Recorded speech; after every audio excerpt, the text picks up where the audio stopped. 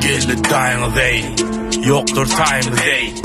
Verdi payımız ey, belli çayımız ey. Dayingiz bay, gerek mi sana malına pay? Gerek olsa ay yanına kay. Çekip biz halimiz hay. Tüstele oti Dayingiz Ey, bolmasın nasıl gayrınız ey. Verersiz aylık karşınız ey, ya da tarafımıza kaydınız ey. Dayingiz mafyalan dedesi bu, yanıma gelenin çaresi yok. İki dadayden kulağa sok.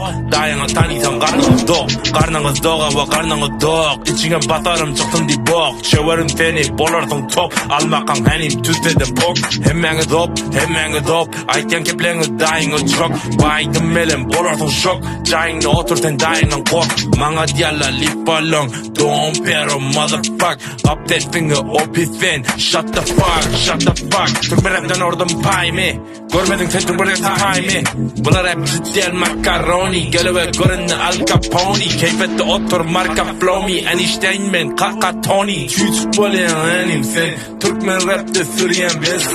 Geldi bolyan Lex. Yönetsizler atıp X. Vuruyan flex. Yazıyan text. God of sex. Kepim sana sene çek. Diyin bana salam aleyk. Dayingiz öyle Dayingiz bake. Çüçele gelip hemmeti fake. Satiba elimde bolyadı şey. Tütele çekip de şey.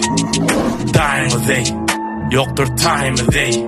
Verdi payımız ey, belli çayımız ey. Hey geldi Dayingiz Ey, yoktur time'ımız ey.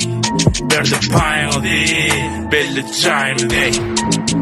Dayingiz bay, gerek mi sana malına pay? Gerek olsa ay yanına kay. Çekip biz halimiz hay.